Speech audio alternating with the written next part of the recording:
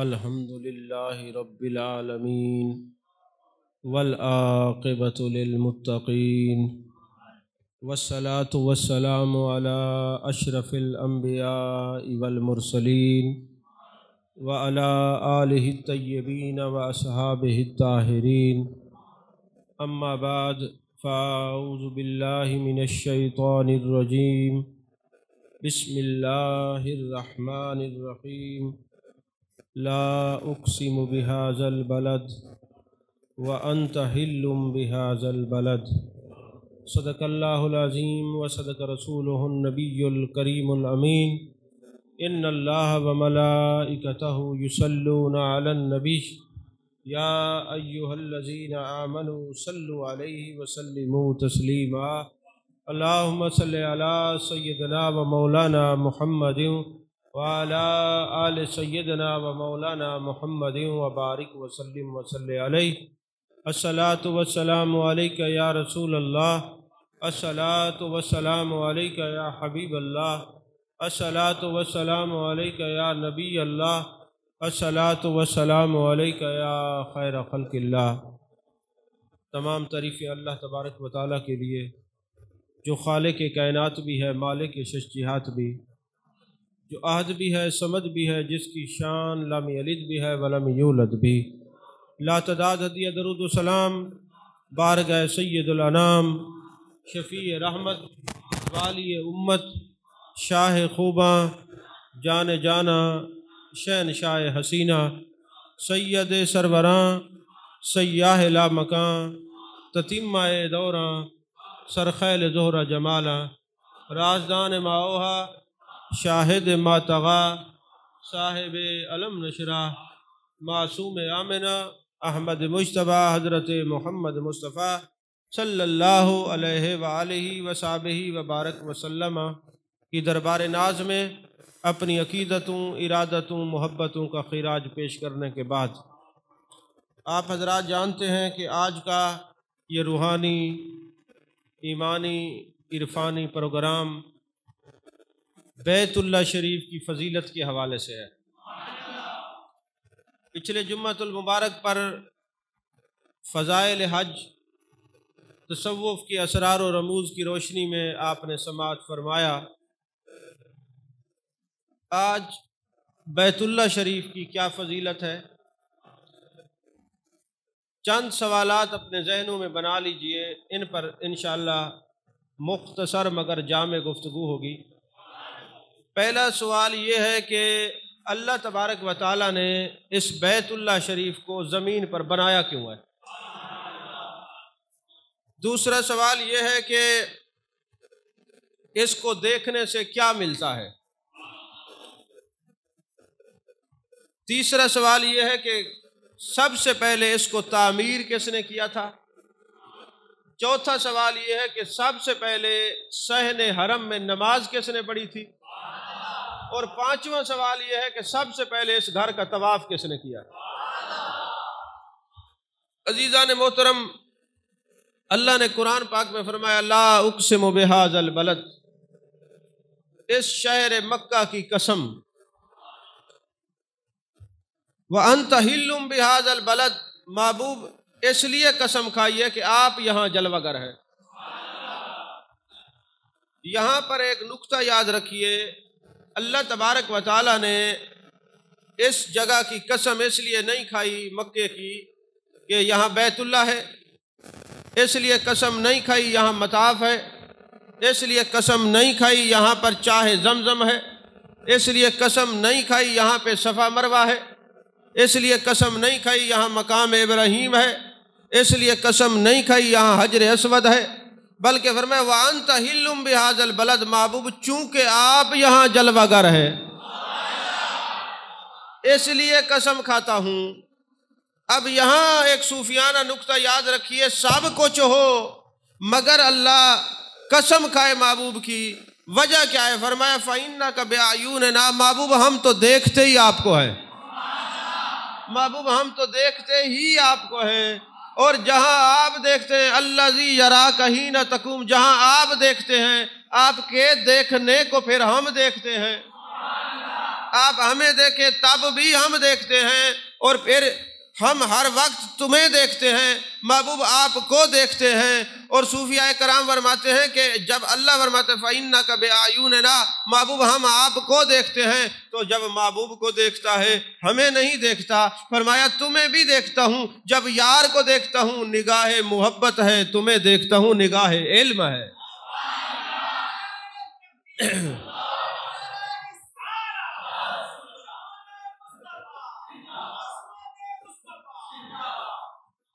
کعبے کو ہم دیکھتے ہیں، اور اللہ کعبے کو گھر بھی اسی کا ہے، مگر دیکھتا یار کو ہے۔ روح المعانی کے اندر حدیث پاک ہے، میرے آقا کریم صلی اللہ علیہ وسلم نے فرمایا، اللہ تبارک و تعالیٰ نے ارشاد فرمایا ہے، اے محبوب ہر ایک کسی نہ کسی کا قبلہ ہوتا ہے۔ کروبیین فرشتوں کا قبلہ بیت المعمور ہے، روحانی جین کا قبلہ عرش ہے، باقی جتنے انبیاء ہیں ان کا قبلہ بیت المقدس ہے۔ محبوب آپ کا قبلہ یہ ہے، مگر یہ آپ کے جسم کا قبلہ ہے، آپ کی روح کا قبلہ میں ہوں، وَأَنْتَ قِبْلَتِي، محبوب میرا قبلہ آپ ہے۔ آپ نے سمجھا ہی نہیں ہے میں نے کیا کہا؟ انت قبلتی، محبوب میرا قبلہ آپ ہیں۔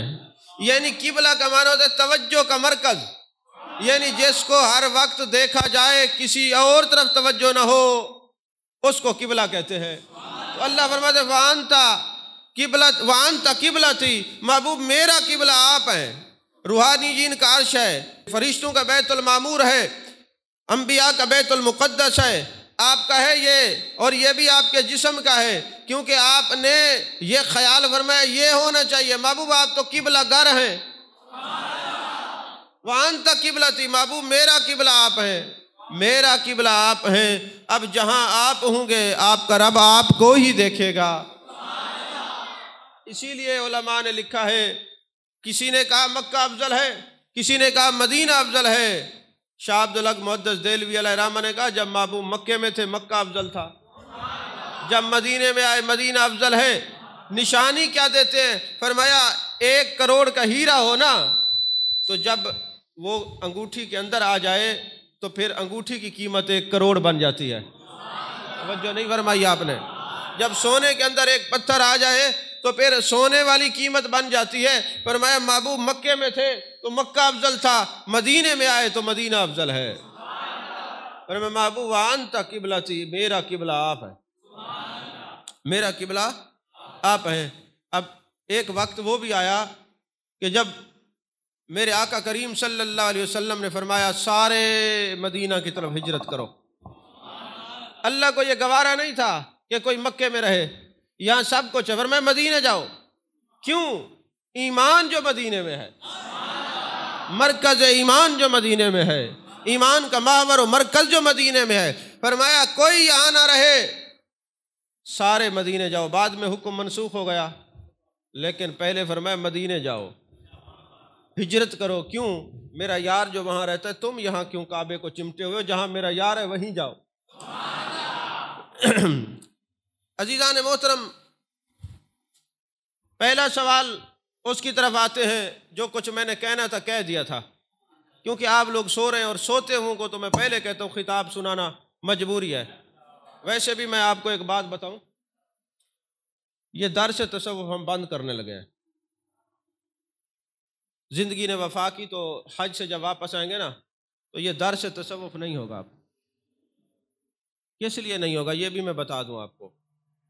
درس تصوف وہاں دیا جاتا ہے جہاں اہل لوگ ہوں، اہل جس کو آپ اپنی زبان میں کہتے ہیں، اہل لوگ ہوں جن کو پتہ ہو تصوف ہوتا کیا ہے۔ آپ نے کانوں کا چسکا پورا کرنا ہے، پیٹ کا چسکا پورا کرنا ہے، اس کے بعد چلے گئے، جب میدان عمل میں آپ لوگوں کو دیکھا جاتا ہے آپ زیرو ہوتے ہیں۔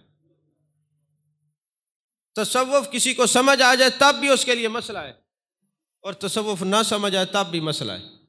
تو جب آپ نے دونوں حالتوں میں مسئلے میں رہنا ہے تو پھر ہم کوئی اور درس شروع کریں گے، درس حدیث دیا کریں گے، درس قرآن دیا کریں گے۔ اگرچہ یہ تصوف شریعت سے جدا نہیں ہے، ہوتا یہ بھی درس قرآن ہے، لیکن اس میں اسرار و رموز کی جو باتیں بیان کی جاتی ہیں حضرت جنید بغدادی رحمۃ اللہ علیہ نے ایک کتاب لکھی، کئی سال لگ گئے اس کتاب پر۔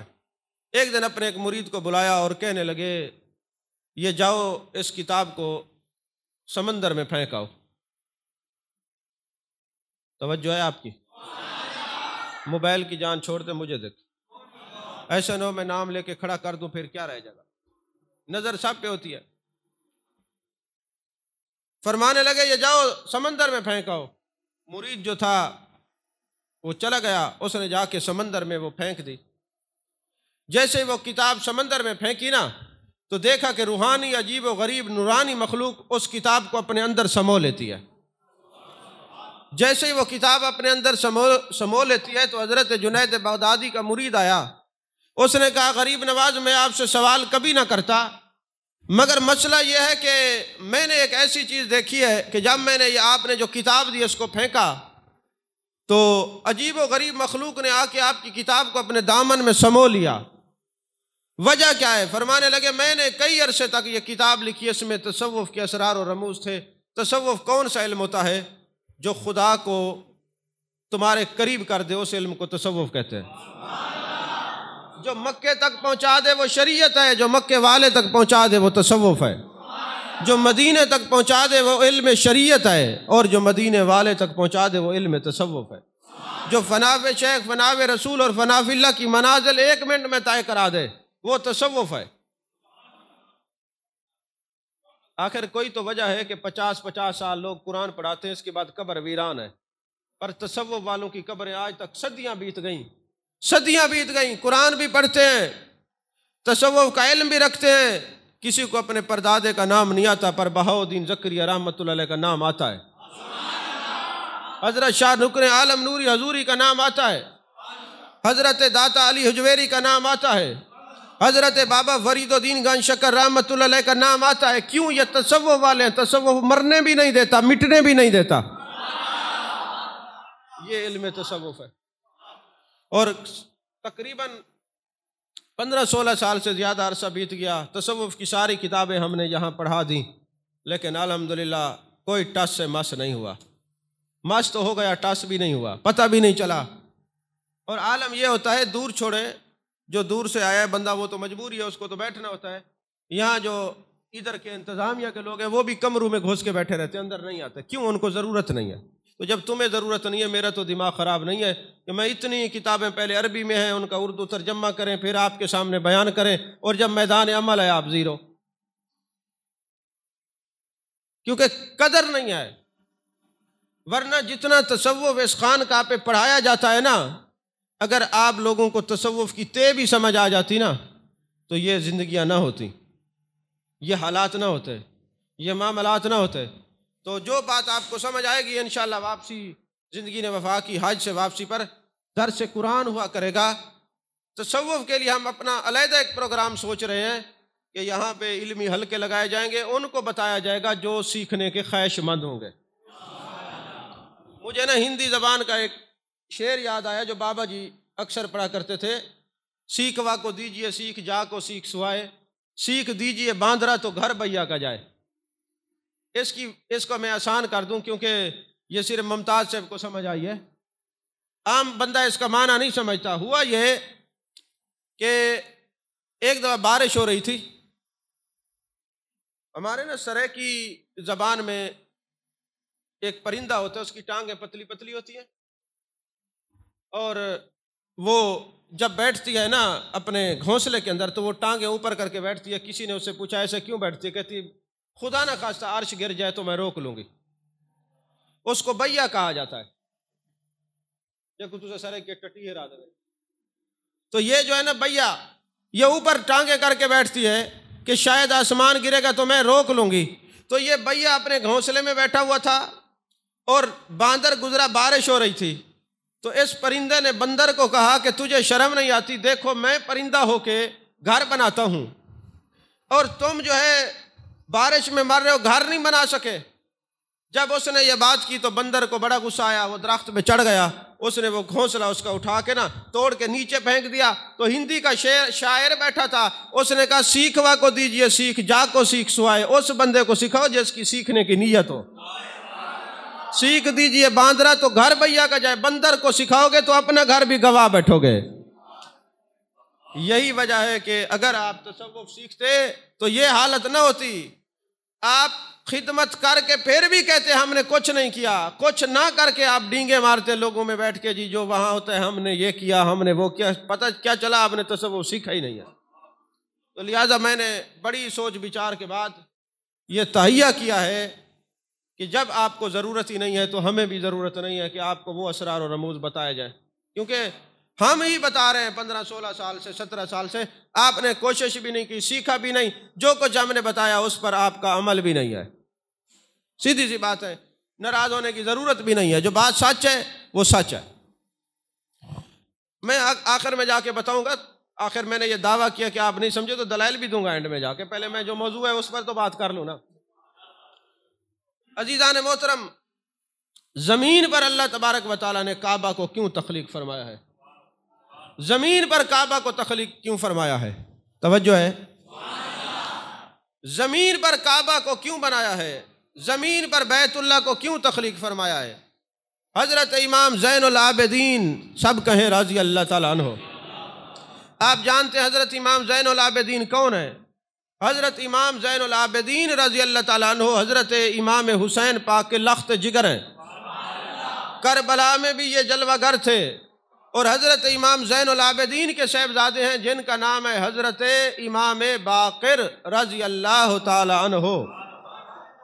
حضرت امام باقر رضی اللہ تعالیٰ عنہ فرماتے ہیں، ایک دن میرے ابا جی حضرت امام زین العابدین بیت اللہ شریف کا طواف کر رہے تھے، ایک سائل آ جاتا ہے، وہ سوال کرتا ہے، اے امام باقر رضی اللہ تعالیٰ عنہ مجھے اپنے والد ماجد حضرت امام زین العابدین سے ملوائیے، بڑی دور سے چل کے آیا ہوں، ایک سوال لے کے آیا ہوں، بڑے بڑے اہل علم کی مجلس میں گیا ہوں، مگر میرے سوال کا کسی نے جواب نہیں دیا۔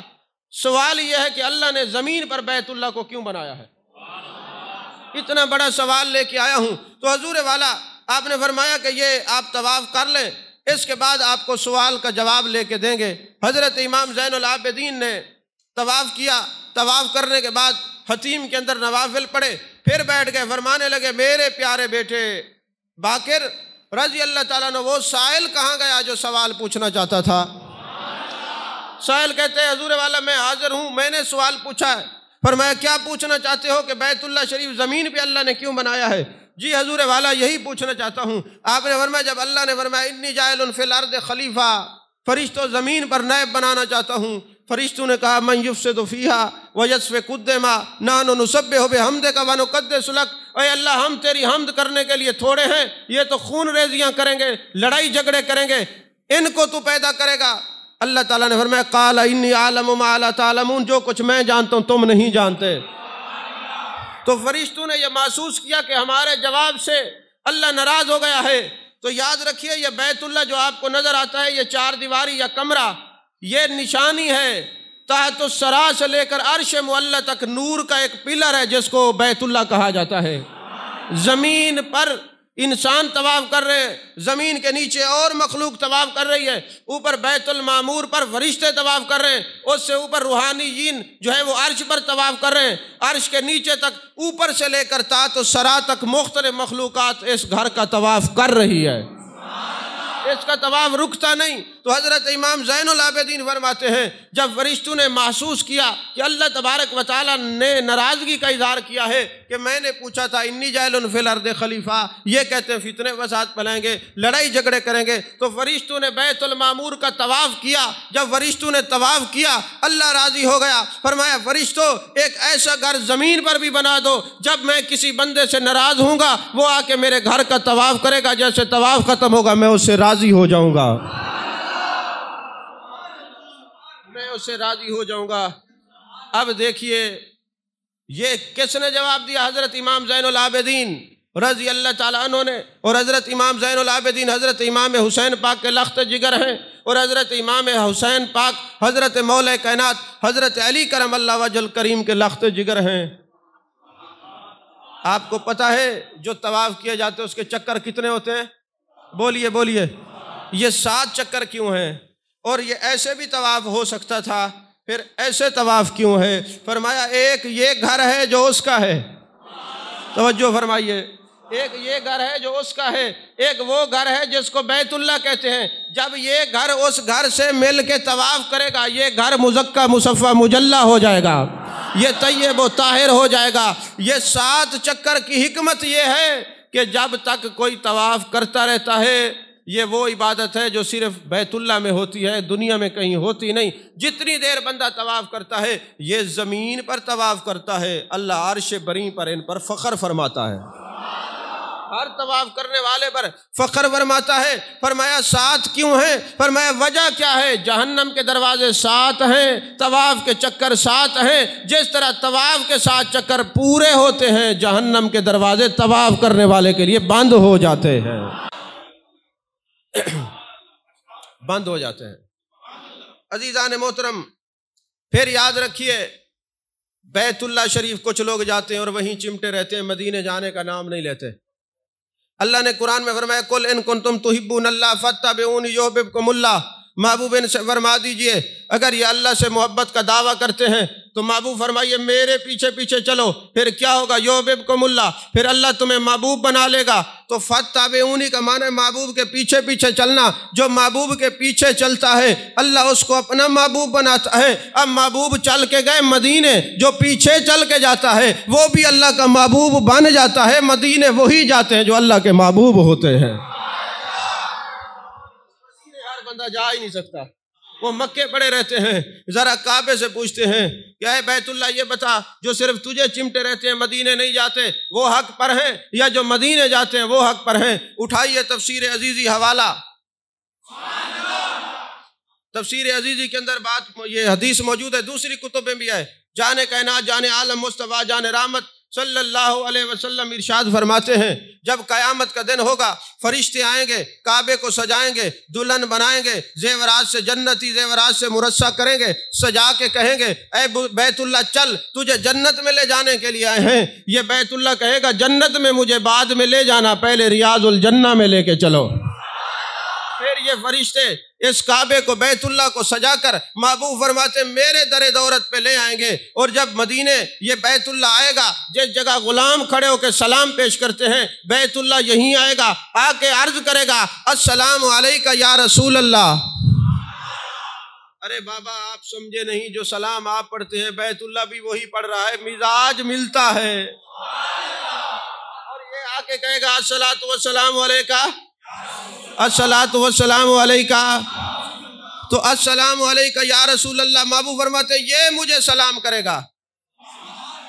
علیکہ وہاں ہوتے جب سامنے کوئی ہو، علی ان پر، علیکہ آپ پر، تو پتہ چلا جو سامنے دیکھتا ہے وہی کرتا ہے نا الصلاۃ والسلام علیکہ۔ جی یہ بات نبینوں سے نہیں ہے، آنکھ والوں سے ہے، نہیں سمجھ آئی آپ کو؟ نبی نے کہے نیلے پیلے رنگ نہیں ہے تو کوئی نہیں، وہ تو ہیں اندھے۔ جن کو نظر ہے وہ کہے نہیں ہے تو پھر کہا جائے گا دیکھ کے تو انکار کر رہا ہے، اندھوں پر تو کوئی قدغن لگتا ہی نہیں۔ تو السلام علیکہ یا رسول اللہ، بیت اللہ فرمائے گا السلام علیکہ یا رسول اللہ۔ محبوب فرماتے جب یہ بیت اللہ میری خدمت میں السلام علیکہ یا رسول اللہ کہے گا تو پھر ہم جواب دیں گے وعلیکہ السلام یا بیت اللہ۔ اب یہ قائم اور دائم قیامت تک بیت اللہ تب ہی رہے گا جب محبوب فرمائے تجھ پر سلامتی ہو، وعلیکہ السلام یا بیت اللہ۔ پھر محبوب نے فرمایا میں بیت اللہ سے سوال کروں گا، اے بیت اللہ یہ بتا میرے امتیوں سے کیا سلوک کرے گا؟ تو یہ مجھے جواب دے گا۔ اب کوئی کہے نبی کو پتہ نہیں تھا بیت اللہ سے پوچھ رہے ہیں، میں نے کہا وہ تو قیامت کی بات آج بتا رہے، پتہ ہے تو بتا رہے، نہیں سمجھے؟ پتہ ہے تو بتا رہے۔ فرمایا بیت اللہ یہ بتا میری امت کے ساتھ کیا سلوک کرے گا؟ یہ عرض کرے گا یا رسول اللہ صلی اللہ علیہ وسلم جو میری طرف چل کے آئے میں ان کی شفاعت کروں گا، جنہوں نے میرا طواف کیا میں ان کی شفاعت کروں گا، جنہوں نے مجھے پیار سے دیکھا میں ان کی شفاعت کروں گا۔ میرے آقا فرماتے پھر میں بیت اللہ سے سوال کروں گا، میرے کئی امتی ایسے بھی ہیں جو یہ تڑپ لے کے دنیا سے چلے گئے، تم تو ان کی شفاعت کرو گے جو تمہاری طرف چل کے آئے، جنہوں نے طواف کیا، تمہاری زیارت کی، جو آ نہیں سکے ان کے لیے کیا ہوگا؟ تو بیت اللہ کہے گا یا رسول اللہ جن کا کوئی نہیں آپ تو ہیں، میں ان سب کے لیے شفاعت کا طلبگار بن کے آیا ہوں۔ اب یہ بیت اللہ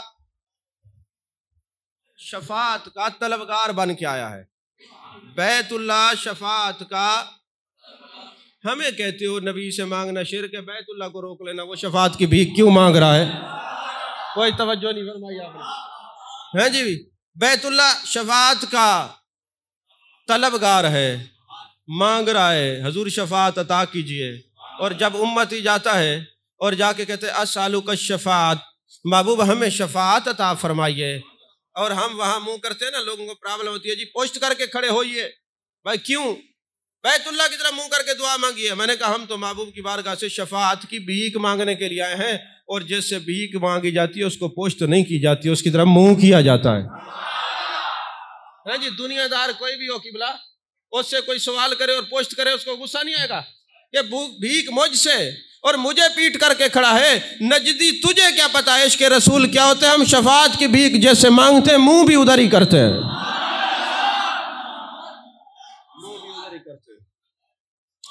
عزیزان محترم، 120 رحمتیں ہر وقت بیت اللہ شریف پر ہیں.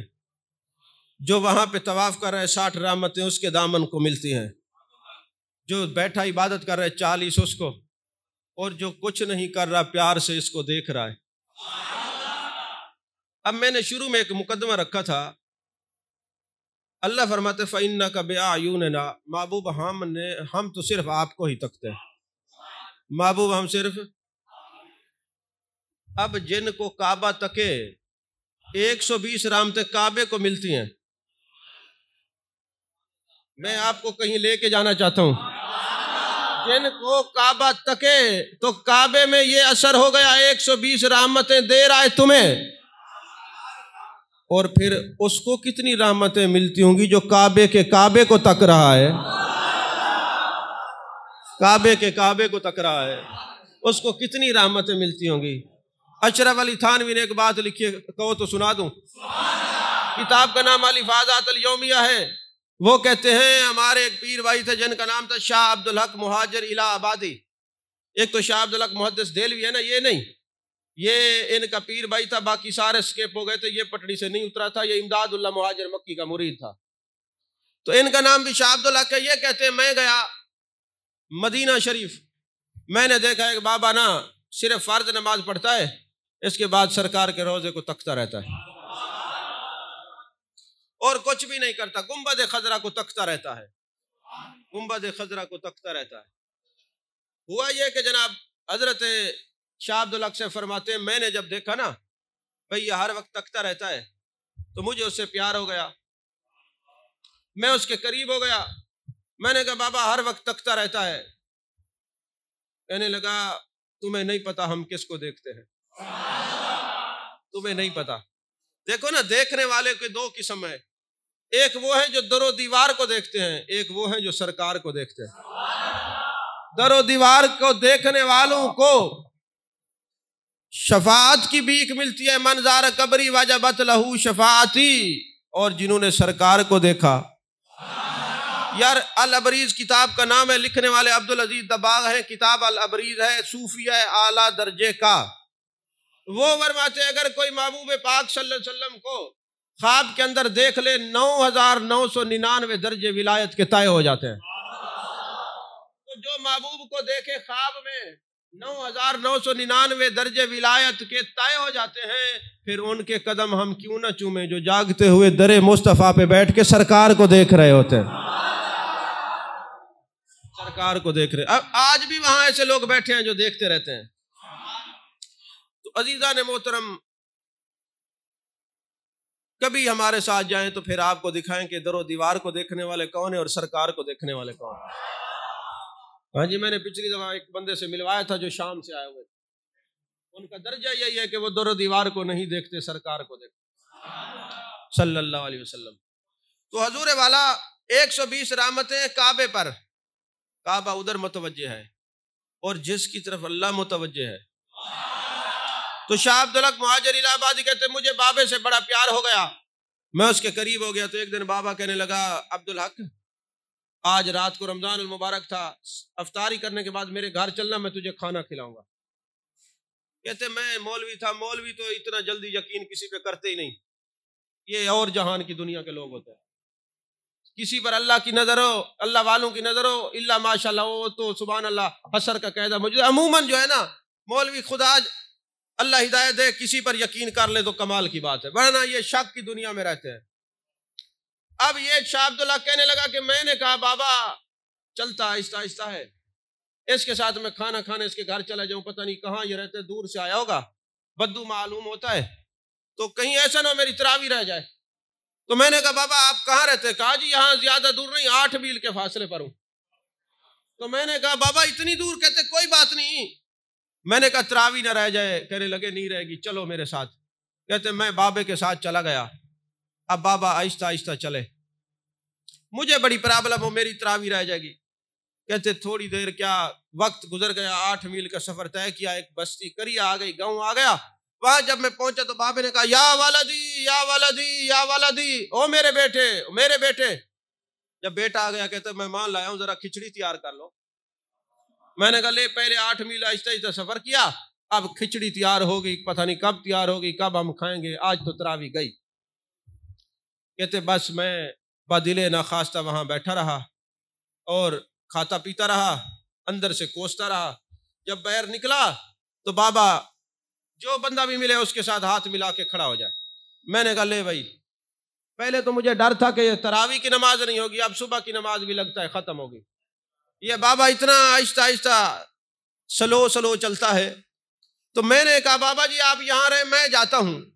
میں نے بابے کو وہاں چھوڑا، تیز قدموں سے مسجد نبی شریف میں آیا تو ایک بندہ کھانا کھا رہا تھا بیٹھا ہوا۔ میں نے پوچھا تراویح ہو گئی؟ اس نے مجھے ایسے گھور کے دیکھا، کہتے انت مجنون، تم پاگل تو نہیں ہو؟ میں نے کہا کیا ہوا؟ کہتے ابھی تو لوگ افطاری کر کے گھر گئے، کھانا کھا کے آئیں گے، ابھی تراویح میں وقت پڑا ہے۔ تو وہاں مجھے سمجھ میں آئی، ایک ہوتا ہے ابن الوقت، ایک ہوتا ہے ابو الوقت، یعنی ایک وقت کا باپ ہوتا ہے، ایک وقت کا بیٹا ہوتا ہے۔ آپ کہتے نہیں فلانا بندہ ابن الوقت ہے، تو کہا ابو الوقت وہ ہوتا ہے جس کے دامن میں وقت ہو، اور ابن الوقت وہ ہوتا ہے جو وقت کے ساتھ ساتھ چلتا ہے۔ کہتے میں حیران ہو گیا، ارے جو گنبد خضرا کو تکتے ہیں وقت ان کے ہاتھ میں ہے، جو رخ مصطفیٰ کو تکتے ہیں ان کا عالم کیا ہوگا، ان کا عالم کیا ہوگا۔ عزیزان محترم، کتنے سوالوں کے جواب مل گئے۔ کعبہ زمین پر کیوں ہے؟ کئی سوالوں کے جواب دے دیے آپ، پتہ نہیں ہوش میں نہیں ہے۔ اگلی بات سنیے، یہ بیت اللہ شریف سب سے پہلے کس نے بنایا تھا؟ یاد رکھیے جب اللہ تبارک و تعالیٰ نے حضرت آدم اور حضرت حوا کو دنیا میں بھیجا، آپ کو پتہ ہے کہ میں بڑی احتیاط کے الفاظ بولتا ہوں، میں ان خطیبوں کو بھی دست بستہ گزارش کرتا ہوں یہ نہ کہا کرو جی جنت سے نکالے گا، یہ ان کی شان کے خلاف۔ اور آپ کو یہ پتہ ہونا چاہیے اگر آپ یہ راز سمجھیں کہ وہ جنت سے باہر آئے کیوں ہیں تو آپ الفاظ کے جملے بھی ذرا سوچ کے بولیں۔ اجازت ہو تو عرض کر دوں۔ جب آپ جنت میں تھے حضرت آدم علیہ السلام، تو آپ نے دیکھا جنت کے دروازے پہ لکھا ہے محمد رسول اللہ، حوروں کے رخساروں پہ لکھا ہے محمد رسول اللہ، درختوں پہ لکھا ہے محمد رسول اللہ، پھلوں پہ لکھا ہوا ہے محمد رسول اللہ صلی اللہ علیہ وسلم۔ آدم علیہ السلام نے پوچھا باری تعالیٰ یہ کون ہے؟ اللہ نے بتایا یہ میرا محبوب ہے، خاتم النبیین ہے، وجہ تخلیق کائنات ہے۔ اگر یہ نہ ہوتے تو کائنات نہ ہوتی، زمین آسمان نہ ہوتا، میں اپنا رب ہونا بھی ظاہر نہ کرتا۔ تو آدم علیہ السلام نے کہا اللہ پھر اس کا دیدار کرا، تو کہا اپنے ناخن میں دیکھیے، انگوٹھے میں دیکھیے، دیکھا تو حضور کا نور نظر آیا، آپ نے چوم لیا۔ تو اب جو نبی کا نام چومتا ہے وہ اپنے جد اعلیٰ آدم علیہ السلام کی سنت پر عمل کرتا ہے۔ اگر آپ کو کوئی کہے آدم علیہ السلام کو تو نور نظر آیا تھا انہوں نے چوما، تمہیں نظر آتے تم چومتے ہو، تو تم کہا کرو حاجیو تم جب حج پہ جاتے ہو 3 دن شیطان کو کنکریاں مارتے ہو، ابراہیم علیہ السلام کو تو شیطان نظر آیا تھا، تمہیں نظر آتا ہے کنکریاں مارتے ہو؟ نہیں سمجھ آئی آپ کو؟ وہ کہے گا جی آدم علیہ السلام، حضرت ابراہیم علیہ السلام تو نبی تھے، اللہ کے خلیل تھے، تو آپ کو بتانے میں کوئی حرج نہیں ہے کہ آدم علیہ السلام نبی بھی تھے اور نبیوں کے باپ بھی تھے۔ توجہ نہیں فرمائی آپ حضرت۔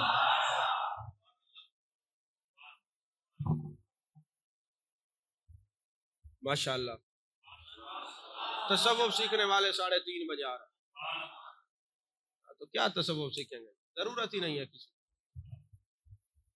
اب جناب والا حضرت آدم علیہ السلام نے چوما، لیکن پیار محبوب سے بڑھ گیا۔ اگلا سوال کرتے ہیں باری تعالیٰ یہ کون ہے؟ فرمائے سب سے پہلے میں ان کا نور میں نے بنایا ہے، امام الانبیاء ہیں، خاتم النبیین ہیں، ہوں گے تیری اولاد سے، آئیں گے آخر میں۔ جب آدم علیہ السلام نے یہ سنا کہ نبی پاک صلی اللہ علیہ وسلم آخر میں آئیں گے اور میری اولاد سے ہوں گے، آپ یہ راز جان گئے کہ اگر میں جنت میں رہوں گا تو جنت میں تو ولادت ہے نہیں۔ آپ نہیں سمجھے، جنت میں تو ولادت ہے نہیں۔ فرمایا اگر میں جنت میں رہوں گا تو محبوب کیسے آئیں گے؟ لہذا مجھے جنت سے باہر جانا ہوگا، تب میرے مصطفیٰ کا آنا ہوگا۔ کیونکہ جب کوئی گندم کھاتا ہے تو اس کے وجود سے عبداللہ پیدا ہوتے ہیں۔ آدم علیہ السلام نے گندم اس لیے کھائی کہ میرے وجود سے رسول اللہ پیدا ہوں گے۔ یہ جنت میں آنا محبوب کے لیے تھا۔ تو آج یہ خطا اور مختلف رٹے لگانے والوں، تمہیں تو پتہ ہی نہیں ہے کہ آدم علیہ السلام نے جنت بھی میرے محبوب کے لیے چھوڑی ہے، تاکہ میں دنیا میں جاؤں گا تو میرے مصطفیٰ آئیں گے۔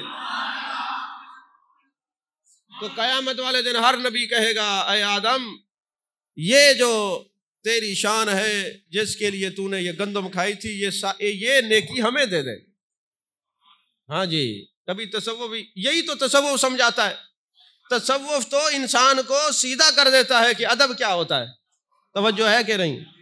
تو یہ نہ کہا کرو کہ جنت سے نکالے گا، یہ سوء ادب ہے۔ ادب یہ ہے جب آپ جنت سے تشریف لائے، جب حضرت آدم و حوا جنت سے تشریف لائے، اب ہند میں ہیں، جب وہاں تھے تو فرشتوں کی تسبیحات کی آواز آتی تھی، اللہ اللہ کی، سبحان اللہ والحمد للہ ولا الہ الا اللہ واللہ اکبر کی آوازیں آتی تھی۔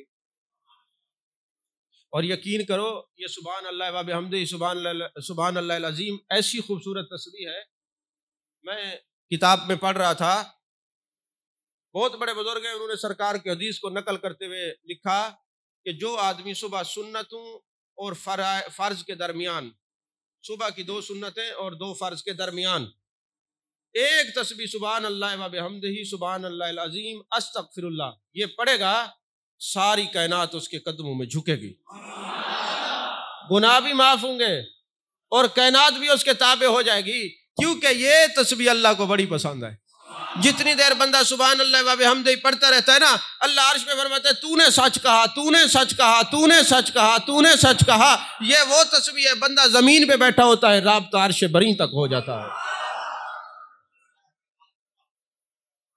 عرش بری تک رابطہ ہو جاتا ہے۔ اب آدم علیہ السلام نے اللہ کی بارگاہ میں سوال کیا کہ باری تعالیٰ جب ہم جنت میں تھے وہاں تسبیحات سنتے تھے اور مختلف معاملات تھے، اب دل کرتا ہے کہ وہی تسبیحات ہوں۔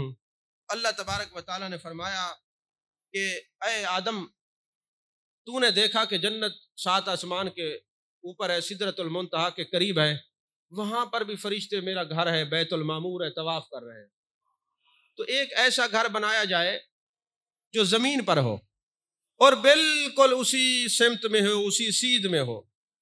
اب جبریل امی آتے ہیں حضرت آدم علیہ السلام کو اور حضرت حوا سلام اللہ علیہ کو ساتھ لے کر 3 افراد پر مشتمل یہ قافلہ چلتا ہے، بیت اللہ کی طرف سوئے حرم چلتا ہے۔ اب جبریل امی حضرت آدم کو لے کر اور حضرت حوا کو لے کر چلتے ہیں، اور کتب کے اندر یہ بات موجود ہے، جس جگہ حضرت آدم علیہ السلام قدم رکھتے ہیں یا جس وادی کے اندر ٹھہر جاتے ہیں وہاں سبزہ ہو جاتا ہے، اور نشانی یہ ہوتی ہے اے آدم جس جگہ تو ٹھہرا ہے وہاں بستیاں آباد ہوں گی۔ یہ ہند سے جاتے ہوئے یہاں بھی ٹھہرے ہیں تو یہ اتنا بڑا ملتان اولیاء سے پورا ہے۔ جو نہیں فرمایا، تو جہاں جہاں حضرت آدم علیہ السلام گزرتے گئے، جس بستی میں وہ قدم رکھتے تھے وہ سرسبز و شاداب بستی ہو جاتی، اور پھر اللہ تعالیٰ نے فرمایا ایک گھر ایسا بناؤ جیسے طرح آپ نے دیکھا بیت المعمور پہ فرشتے طواف کر رہے ہیں، اسی طرح انسان آ کے طواف کریں تاکہ میں راضی ہو جاؤں۔ اور اور حضرت آدم اور حضرت حوا وہاں سے چلے، جبریل امین نے ان کو ساتھ لیا۔ جب یہاں پر پہنچے اور حضرت آدم علیہ السلام کو حضرت جبریل امین نے وہاں سے ایک نقشہ بنا کے دیا کہ بالکل اسی سمت اور سیدھ کے اندر بیت اللہ شریف ہے۔ سب سے پہلی ان کی بنیادیں جو کھودی ہیں وہ حضرت آدم اور حضرت حوا نے کھودی ہیں، اور اتنا گہری کھودی ہیں، اتنی گہری کھودی ہیں کہ نیچے سے آواز آنے لگی، اے آدم و حوا ٹھہر جاؤ، بس اتنا ہی کافی ہے، نیچے پانی نکل آیا۔ اور فرشتے بھی حضرت آدم علیہ السلام اور حضرت حوا کے ساتھ یہ خدمت سر انجام دے رہے ہیں۔ اور جب یہ گھر بن گیا تو، اور یہ بھی یاد رکھے کہ بیت اللہ شریف جو ہے نا، فرشتوں نے 5 پہاڑوں سے پتھر لے آئے، اور 5 پہاڑوں کے پتھروں سے یہ بیت اللہ تعمیر ہوا ہے۔ پہلا پہاڑ کون سا تھا؟ طور سینا، جہاں حضرت موسیٰ علیہ السلام کو دیدار ہوا تھا۔ اور دوسرا پتھر کون تھا؟ جودی پہاڑ۔ وہ جودی پہاڑ جو تھا اس کا جو ہے نا نوح علیہ السلام کی کشتی جہاں ٹھہری تھی۔ اور تیسرا یہ تھا کوہ زیتون، اور چوتھا تھا کوہ لبنان، اور 5واں تھا غار ہیرا۔ اور یہ 5 پتھروں سے بیت اللہ کی تعمیر ہوئی، اور پھر جو بیت اللہ کی کرسی بنائی گئی وہ ساری غار ہیرا کے پتھروں سے بنائی گئی ہے، غار ہیرا کے پتھروں سے بنائی گئی ہے۔ اور جب یہ گھر تعمیر ہو گیا، اللہ نے فرمایا اے میرے پیارے آدم، جس طرح فرشتوں کو دیکھا ہے طواف کرتے ہوئے یہی میرے گھر کا طواف کرو، جس طرح فرشتوں کو دیکھا ہے اسی طرح ذکر اذکار کرو۔ تو اس صحن حرم کے اندر کائنات میں جس نے پہلی نماز پڑھی ہے وہ حضرت آدم علیہ السلام ہے، جس نے پہلا طواف کیا ہے وہ آدم علیہ السلام ہے۔ اب یہاں پر یہ آپ کو سمجھنے میں آسانی ہو جائے گی، ایک ہوتی اصل، ایک ہوتی ہے فرع۔ ہم سب کی اصل آدم علیہ السلام ہے۔ جب آدم علیہ السلام وہاں متوجہ تھے، اب اولاد آدم کو حکم ہے کہ وہیں جا کے ادھر منہ کر کے نماز پڑھو۔ جو اپنی اصل کی طرف لوٹ جاتا ہے وہ پاک ہو جاتا ہے۔ عزیزان محترم، جب حضرت آدم علیہ السلام نے یہ گھر بنا لیا، جب یہ گھر بن گیا، بڑے سوز و گداز سے حضرت آدم علیہ السلام نے نا دعا کی، بڑے سوز و گداز سے دعا کی، اے اللہ تیرا گھر بنا دیا ہے، یار اس کو ٹھیک کر، تیرا گھر بنا دیا ہے، اے اللہ تیرا گھر بنا دیا ہے۔ توجہ ہے جنہ کیمرے نہیں ڈٹھے پہلے دیکھ گنو، میں 5 منٹ چپ کر میرا، یا اسامے کو نہیں ڈٹھے تو پہلے دیکھ۔ حضرت آدم علیہ السلام نے بڑے سوز و گداز سے دعا کی، اے اللہ میں نے تیرا گھر بنایا ہے، جب مزدور کوئی مزدوری کرتا ہے اس کو اجرت دی جاتی ہے، اے اللہ میں نے تیرا گھر بنایا ہے، تیرے حکم پر بنایا ہے، اب مجھے بھی کوئی عطا کر، اتنا بڑا سخی ہے، تیری بارگاہ میں کون خالی جاتا ہے۔ اور میرے آقا علیہ السلام کی حدیث پاک ہے، میرے آقا نے فرمایا جب کوئی بندہ دعا میں ہاتھ کیوں اٹھاتے ہیں، دعا تو ویسے بھی مانگی جا سکتی ہے، لیکن یہ ہاتھ کیوں اٹھاتے ہیں؟ اس راز کا پتہ ہے؟ اس کا راز یہ ہے، اللہ تعالیٰ فرماتے ہیں جب کوئی میرا بندہ میری طرف ہاتھ پھیلا دیتا ہے نا، پھر مجھے حیات یہ ہے کہ اس سے ہاتھ خالی لوٹا۔ کوئی سمجھ نہیں؟ تو یہ ہاتھ کا مقصد یہی ہوتا ہے کہ اس لیے، اور کچھ نہ کچھ عطا ہوتا ہے اس لیے چہرے پہ پھیرا جاتا ہے۔ اچھا مجھے یہ بتاؤ، چیزیں تو عطا ہوتی ہیں، اگر ان پر نگاہ یار پڑ جائے پھر یہ ہاتھ عام نہیں رہتے، یہ خاص ہو جایا کرتے، کیونکہ اس کی بارگاہ میں جھکے۔ اب حضور والا حضرت آدم علیہ السلام نے سوز و گداز سے دعا مانگی، اللہ مجھے اتنا بڑا سخی ہے، تیری بارگاہ سے میں سوال کرتا ہوں، مجھے عطا کر۔ تو اللہ تبارک و تعالیٰ نے فرمایا اے آدم مانگو، کیا مانگتے ہو؟ حضرت آدم علیہ السلام نے عرض کی میرے مالک میری مغفرت فرما دے۔ یاد رکھیے یہ آدم علیہ السلام کی عاجزی ہے، نبی انبیاء معصوم عن الخطا ہوتے ہیں۔ لا الہ الا انت سبحانک انی کنت من الظالمین، حضرت یونس صلی اللہ علیہ السلام نے پڑھا تھا، ان کی عاجزی تھی۔ کوئی ان کے بارے میں یہی لفظ استعمال کرے گا تو کافر ہو جائے گا۔ انبیاء کا جو کام ہوتا ہے وہ تعلیم دینا ہے، تو اس لیے یہ جو کہا کہ اے اللہ میری مغفرت فرما، یہ تعلیم دینے کے لیے کہ آپ بھی یہاں پر یہی دعا مانگیں۔ کل مجھے ایک حاجی صاحب فون کر کے پوچھ رہے تھے، ڈاکٹر صاحب آپ 12 جاتے رہتے ہیں حج پر، تو مجھے بھی حاضری نصیب ہو رہی ہے، سنا ہے پہلی نظر کعبے پر پڑے تو کیا مانگوں؟ میں نے کہا یہی مانگ لینا، اے اللہ بغیر حساب کے جنت میں بھیج، اے اللہ بغیر حساب کے جنت میں بھیج دے. پھر جائے تو پھر مانگنا ہے اللہ آج کے بعد جو کچھ مانگوں عطا کر دے. اے اللہ پھر جائے تو پھر کہنا ہے اللہ لوگوں کو گھر کی تلاش ہے، مجھے گھر والے کی تلاش ہے. جو مانگنے کا طریقہ ہے اس طرح مانگو، در کریم سے بندے کو کیا نہیں ملتا. مانگنے والا تو بنے نا بندہ. عزیزان محترم، حضرت آدم علیہ السلام نے عرض کی میرے مالک میری مغفرت فرما. اللہ نے فرمایا منظور ہے، ہو گئی. اور پھر جنت میں مجھے دوبارہ بھیج دے. اللہ نے فرمایا یہ بھی منظور ہے، اور مانگو. پھر حضرت آدم علیہ السلام نے دعا کی کہ اے اللہ میں نے جس طرح اس گھر کا طواف کیا ہے تو نے میری مغفرت فرما دی، قیامت تک جو میری اولاد میں سے آئے اس گھر کا طواف کرے اس کی بھی مغفرت کر دینا. اللہ تبارک و تعالیٰ نے فرمایا یہ بھی منظور ہے. پھر آدم علیہ السلام نے دعا کی میرے مالک کچھ لوگ آئیں گے، اس کا طواف کریں گے، اس کی زیارت کریں گے، اس کا دیدار کریں گے، مگر میری اولاد میں کچھ لوگ ایسے ہوں گے جو اس گھر تک آنے کی تڑپ لیے دنیا سے چلے جائیں گے، یہاں تک نہیں پہنچیں گے اس گھر میں کھڑے ہو کے میں ان کے لیے بھی دعا کرتا ہوں ان کی بھی بخشش و مغفرت فرما دے. تو پھر اللہ تعالیٰ نے فرمایا آدم یہ بھی منظور ہے، جو آئیں گے ان کے حج کی برکت سے، ان کے عمروں کی برکت سے، ان کے طواف کی برکت سے، میں جو نہیں آ سکیں گے مگر تڑپ رکھیں گے یہاں آنے کی، میں ان کی بھی بخشش و مغفرت فرما دوں. آپ کو پتہ ہونا چاہیے عورتیں اور مرد خانہ کعبے کے اندر مل کے طواف کیوں کرتے ہیں. اس کی وجہ یہ ہے کہ اصعاف اور نیلا، اصعاف مرد کا نام تھا، نیلا عورت کا نام تھا. یہ کعبے کے اندر گئے، ان سے گناہ ہوا، اللہ نے ان کو پتھر کر دیا، اور یہ پتھر جو ہے محبوب علیہ السلام کے زمانے تک موجود رہے. پھر سرکار نے ان کو مسمار کر کے زمین کے اندر دفنا دیا. اب یہ چونکہ خانہ کعبے کے اندر گئے تھے اور ان سے یہ گناہ سرزد ہوا، وہ پتھر بن گئے. اللہ نے فرمایا فرشتوں ایک میرے محبوب کی امت ہے، کنتم خیر امہ، جو سب سے اچھی امت ہے، وہ عورتیں مرد اکٹھے طواف کریں گے اور ان کے دل میں برائی پیدا نہیں ہوگی. جب تک وہ طواف کرتے رہیں گے وہ زمین پہ طواف کریں گے، عرش بری پہ میں ان پر فخر فرماتا رہوں گا. یہ فرشتوں کو دکھایا جاتا ہے کہ میرے نبی کے امتی ایسے ہیں، یہ دیکھو مل کے عورتیں مرد اکٹھے طواف کر رہے ہیں، لیکن دل کے اندر کوئی برائی کا شبہ نہیں ہوتا.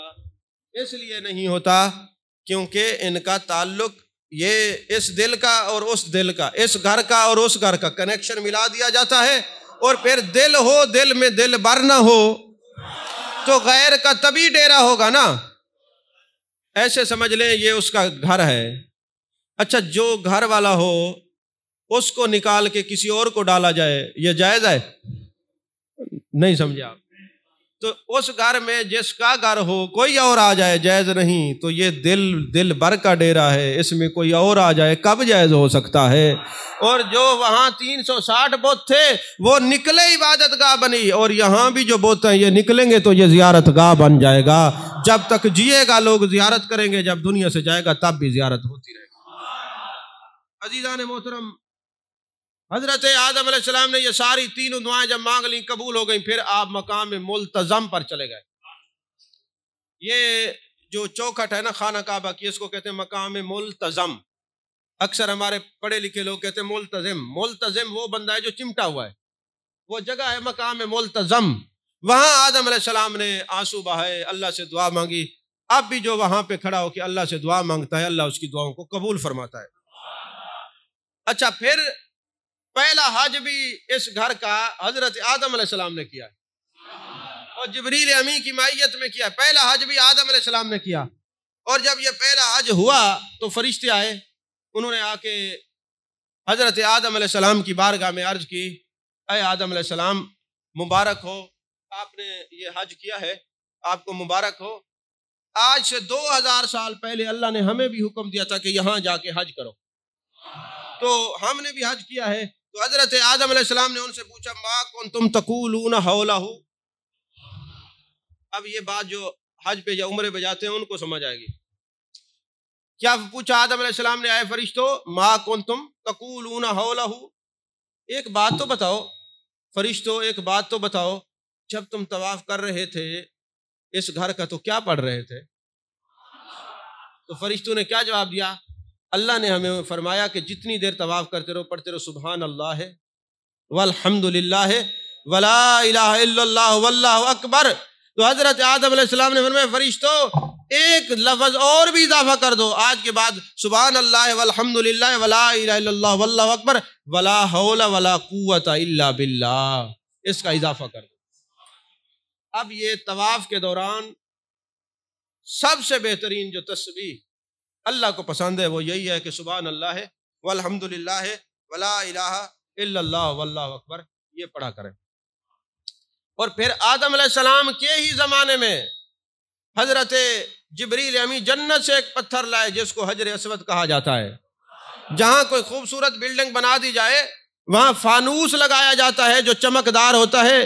مزید اس بلڈنگ کی خوبصورتی کے لیے جس جگہ یہ حجر اسود لگا ہوا ہے اسی جگہ پہ آدم علیہ السلام کے دور میں یہ حجر اسود لگایا گیا، اور یہ اتنا چمکدار تھا، حدود حرم جہاں پہ یہ باؤنڈری بنائی ہوئی ہے یہ حجر اسود کا، اور مقام ابراہیم کی روشنی وہاں تک جایا کرتی تھی، وہاں تک حدود حرم کا تعین ہوا ہے۔ اور اگلی ایک بات بھی حدیث کی روشنی میں عرض کر دوں، یہ حجر اسود ہے کیا؟ آپ نے سنا جنتی پتھر ہے، بالکل ہے۔ پھر اگلی تحقیق کیجئے پھر یہ کیا ہے اور بتائیے، تو حدیث پاک میں جانے کائنات جانے عالم مصطفیٰ جان رحمت صلی اللہ علیہ وسلم فرماتے ہیں یہ جو حجر اسود ہے یہ اللہ کا دایاں ہاتھ ہے۔ یہ کیا ہے؟ یہ اللہ کا دایاں ہاتھ ہے۔ اگرچہ تشبیہ دی گئی ہے مماثلت، وہ تمثیل سے مماثلت سے پاک ہے، اس کا ہاتھ اس کی شان کے مطابق ہے، لیکن فرمایا یہ اللہ کا دایاں ہاتھ ہے۔ اور پھر یہ اسی سے جا کے استلام کیوں کرتے ہیں؟ کسی اور جگہ سے بھی ہو سکتا تھا، فرمایا نہیں یہیں سے ہوگا۔ وجہ کیا ہے؟ فرمایا وجہ یہ ہے جب اللہ نے پوچھا لستو بربکم، میں تمہارا رب ہوں، قالوا بلا، سارے بولے رب ہے، تو یہ پتھر آیا حجر اسود، اس کا منہ بھی تھا، دو آنکھیں بھی تھیں، اس نے منہ کھولا، جس نے اس کو واحد مانا، سب کے نام اس کے اندر ڈال دیے گئے۔ اب جس نے اس کی توحید کا اعلان کیا سب کے نام اس پتھر کے ہیں، پتھر کے اندر ہیں۔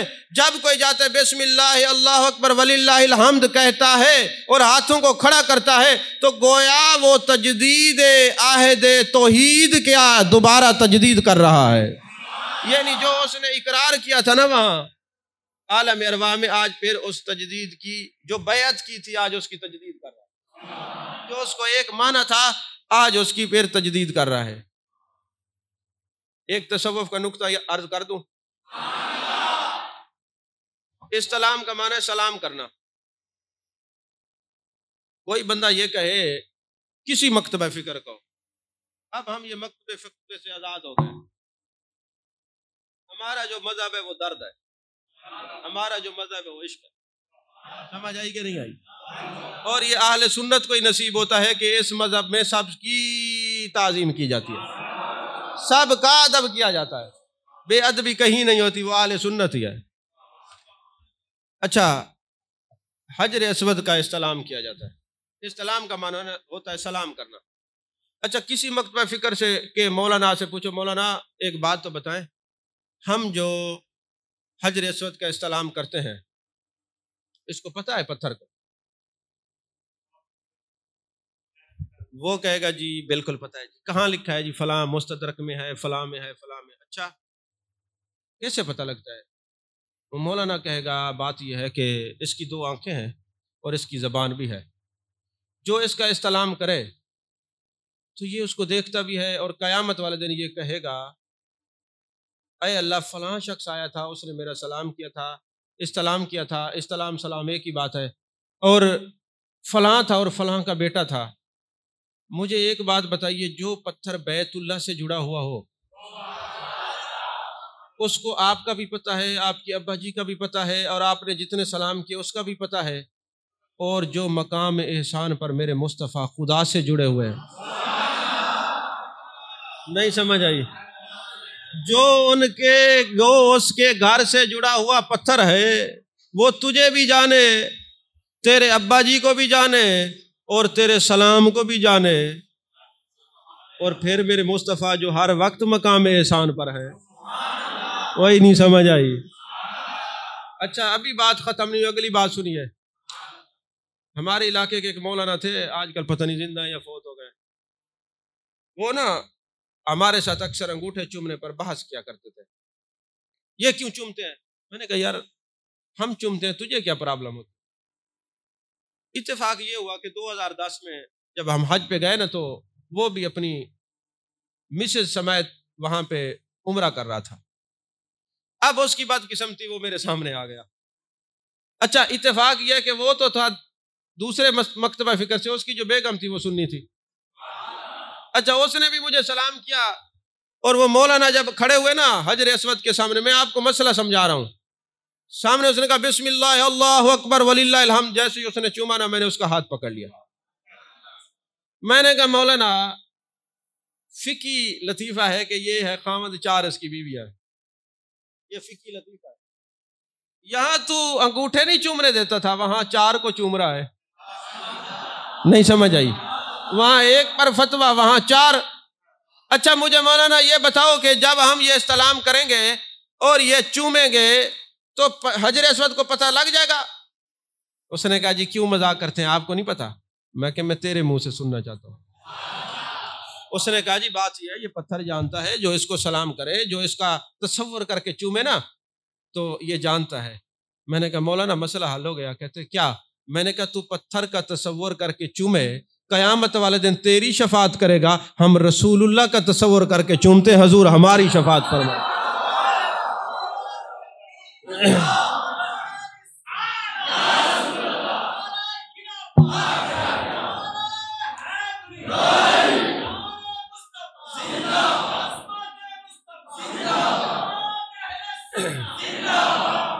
میں نے کہا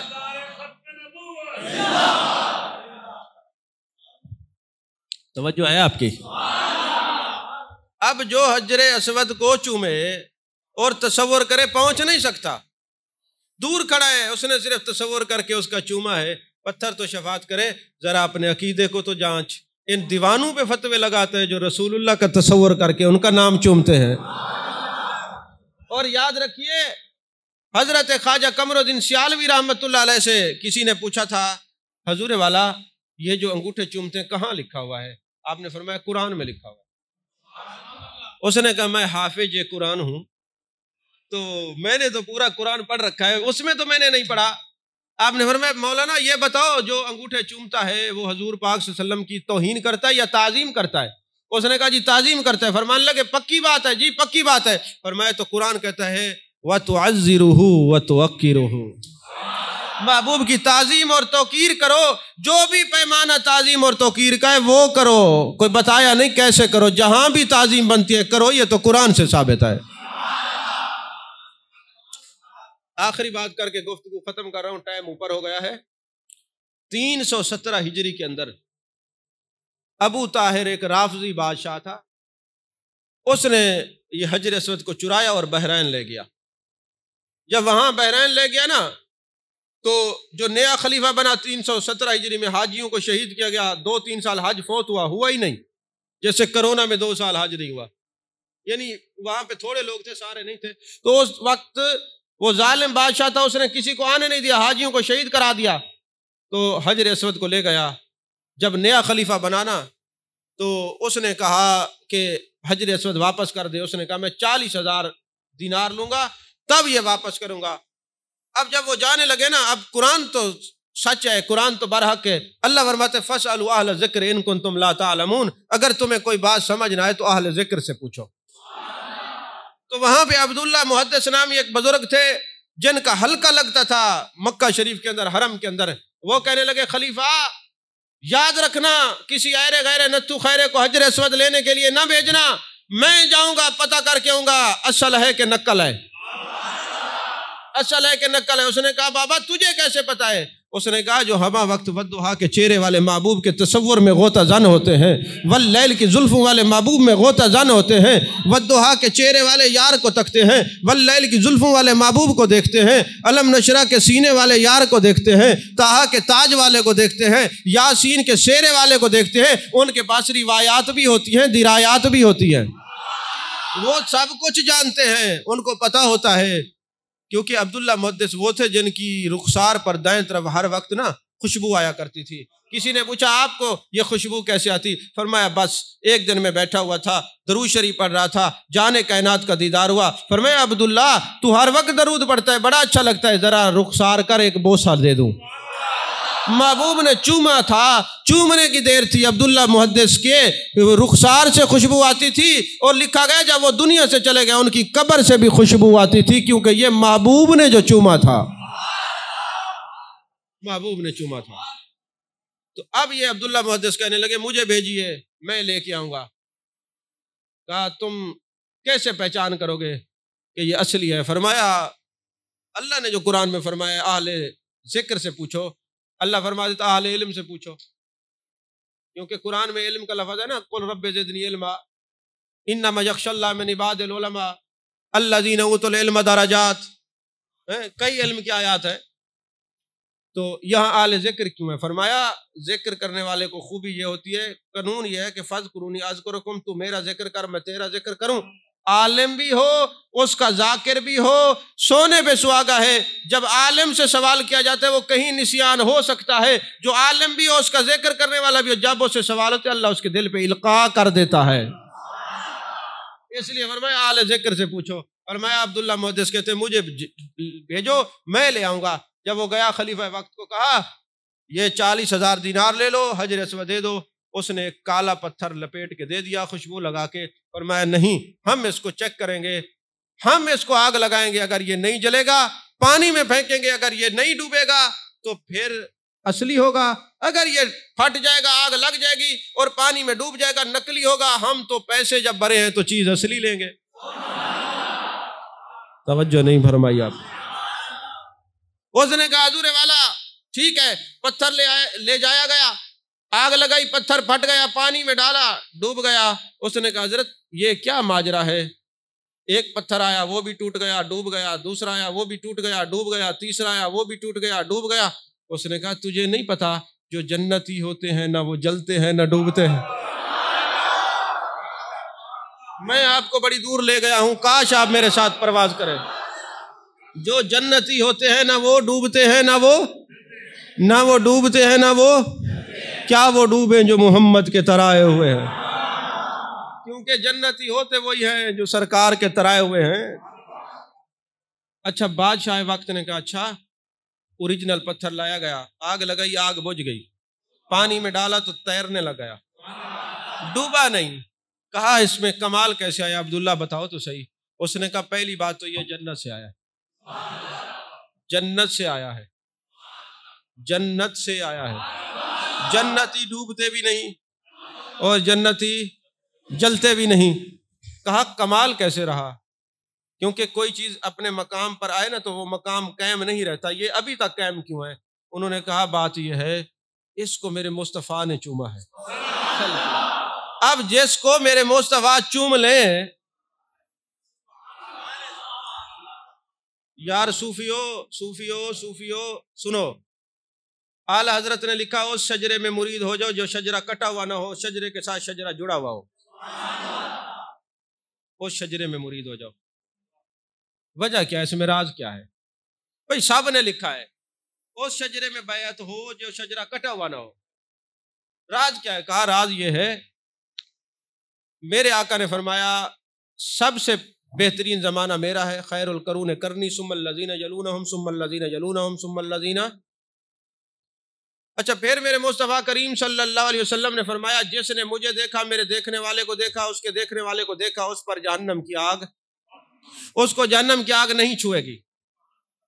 توجہ ہے قبلہ، اس کو جہنم کی آگ نہیں چھوئے گی۔ اچھا محبوب نے فرمایا جس نے مجھے دیکھا، میرے دیکھنے والے کو دیکھا، اس کے دیکھنے والے کو دیکھا، اس کو جہنم کی آگ نہیں چھوئے گی۔ اب ایک ہوتی ہے کنڈیشنز جن کو آپ اصطلاحات کہتے ہیں، مثلاً دادا، بیٹا، پوتا، پڑپوتا، آگے کوئی اصطلاحات ہے آپ کی نظر میں؟ لیکن نسل تو چلی آ رہی ہے۔ تو کہا صحابی، تابعی، تبع تابعین، اب اصطلاحات ختم ہو گئی ہیں پر دیکھنے والی سنت چلی آ رہی ہے۔ نہیں سمجھ آئی؟ فرمایا اس شجرے کے اندر بیعت ہو جاؤ۔ تم تو کرامتیں اور شعبدہ بازیاں ڈھونڈتے ہو نا، صوفی یہ نہیں ڈھونڈتے، وہ کہتے شجرہ صحیح ہونا چاہیے. نہیں سمجھ آئی آپ کو؟ تاکہ ہم جس کے مرید ہیں اس نے اپنے پیر کو دیکھا، انہوں نے اپنے پیر کو دیکھا، انہوں نے اپنے پیر کو دیکھا، وہ دیکھتے دیکھتے مدینے پہنچ گئے. نہیں سمجھ آئی؟ اور اللہ فرماتے فَإِنَّكَ بِأَعْيُنِنَا مَحْبُوب، ہم آپ کو دیکھتے ہیں. یہ دیکھنا کہاں تک لے جاتا ہے بندے کو؟ ذرا دیکھیے تو صحیح کہ یہ دیکھنا کہاں لے گیا. کہا اس شجرے میں بیعت ہو جاؤ جو دیکھنے والے ہیں، تو جو دیکھنے والوں کو دیکھتے رہے ان پر جہنم ان کو چھوتی نہیں ہے. تو حجر اسود کا جس نے استلام کیا اس کو جہنم نہیں چھوئے گی، کیونکہ محبوب نے اس کو چھوا ہے، محبوب نے اس کو چوما ہے. انس بن مالک رضی اللہ تعالیٰ عنہ کے گھر میں جاتے ہیں، حضور والا یہ دسترخوان کے اوپر سالن لگا ہوا ہے، گھی لگا ہوا ہے، فرمایا ابھی دھو دیتے ہیں. اسی دسترخوان کو اٹھایا، تنور کے اندر ڈال دیا، میل جل چکی تھی، دسترخوان نہیں جلا. اے انس بن مالک رضی اللہ تعالیٰ عنہ یہ جلا کیوں نہیں؟ کہا کیسے جل سکتا ہے، ایک دن سرکار میرے گھر میں آئے تھے، میں نے لنگر پیش کیا تھا، محبوب نے ہاتھ صاف کیے تھے، اپنے لب ناز پر ان کو لگایا تھا. ارے جہاں محبوب ہاتھ صاف کر دیں وہ دسترخوان نہیں جلتا. تو پھر حجر اسود کو محبوب چومے.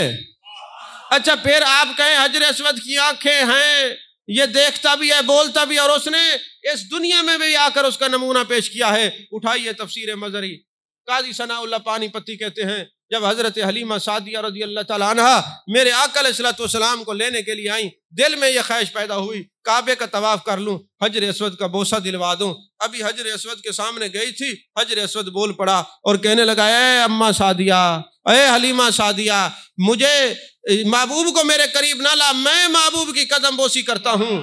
اور چشم فلک نے دیکھا یہ حجر اسود اپنے مقام سے ہٹ کر آیا اور محبوب کے لب ناز کو چومنے لگ گیا، رخسار کو چومنے لگ گیا. تو محبوب نے حجر اسود کو چوما.